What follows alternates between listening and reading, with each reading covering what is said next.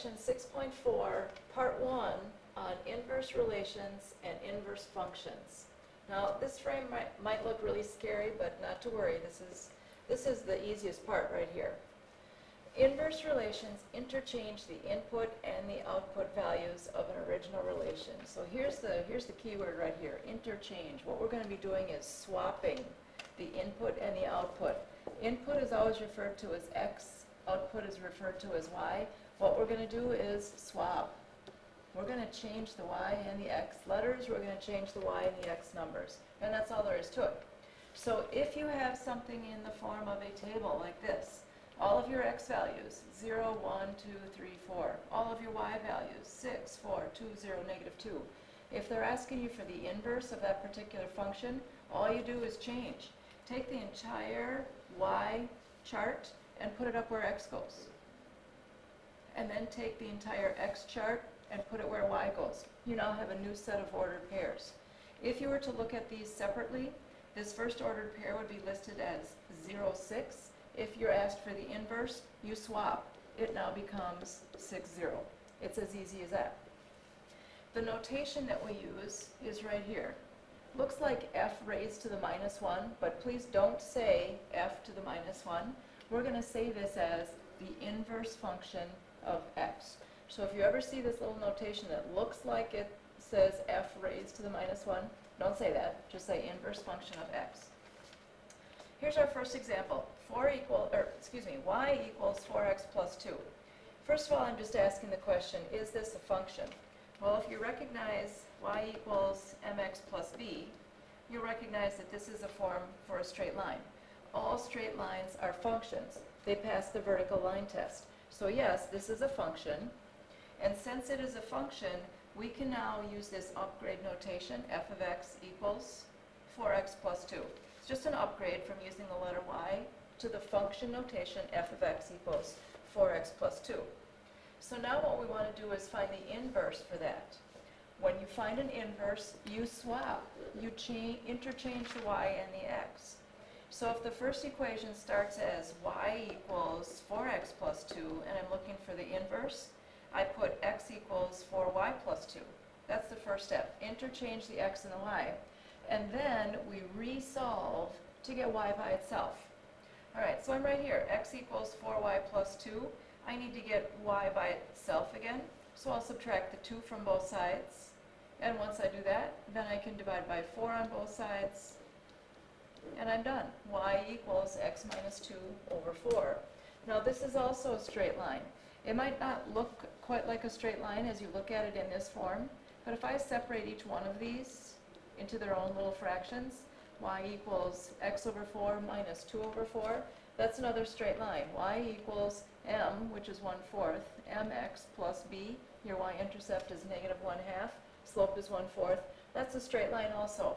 So this can also be written in function notation, but now here if you notice, I use my function f to the -1, I use that function notation to write my inverse. F inverse of x equals x minus 2.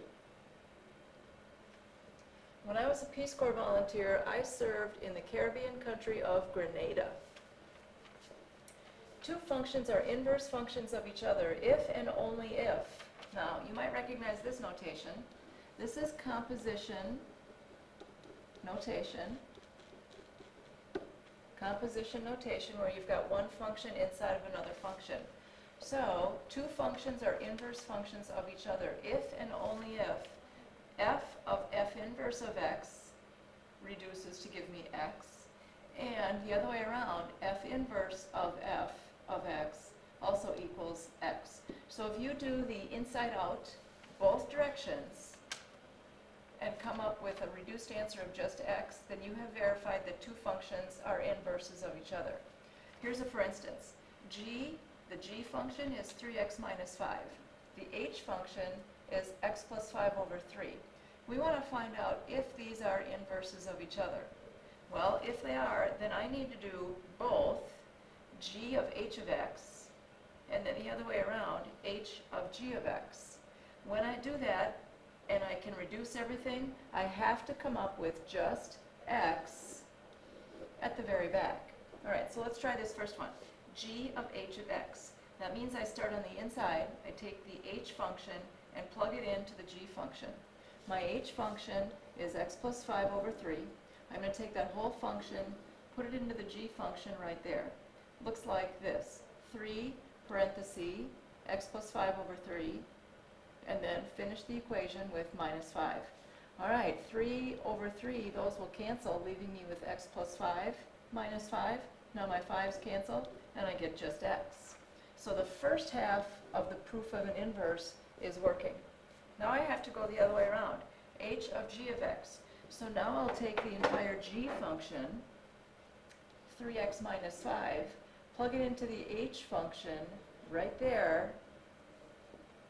Looks like this, 3x minus 5 plus 5, and then divide by 3. I can take the brackets off, 3x minus 5 plus 5, those will cancel, leaving me with 3x over 3. Now my 3's cancel, and I get just x. Both halves gave me just x as a reduced answer, which means that yes, h and g are inverses of each other. So this is the key for that, is that you have to check the inverses both directions, f of g and then g of f, and see if they verify. All right, so now we're going to just go to worksheet 6.4. We're going to do question number 9 together, and then we'll be finished. We'll do another one in class together tomorrow. So the question is asking us, are f and g inverses of each other? Which means we have to do f of g of x, and this has to give us just x when we're done. And then the other direction, g of f of x, that also has to give me just x when I'm done. So let's start with the first one. F of g of x will be f of, take the entire g function, 5th root of x. Now we're going to take that whole thing, put it into the f function, so it's going to go right there. It will now say 5th root of x, take that whole thing and raise it to the 5th power. The 5th power and a 5th index cancel each other out, and I'm left with just what's underneath. There's x. First half is finished. Now I can go the other direction, and we'll do g of f of x. So I'm doing g of my f function, which is x to the 5th. Now I take my x to the 5th, and it's going to go in the g function right there where my x is. So I will have the 5th root of x. X is now x to the 5th, my f function. And again, I've got a 5th root of something raised to the 5th power, which cancel, and I get just x. So yes, I verified both directions. So yes, indeed, f and g are inverses of each other. Inverses of each other. The other question that we're going to do together, and this will be in class tomorrow, is from the same worksheet 6.4, but this one is question number 12. So we'll hold this one for tomorrow. This is it for the first part of 6.4, inverse functions. You can now go to Skyward and do your little 3-point online quiz.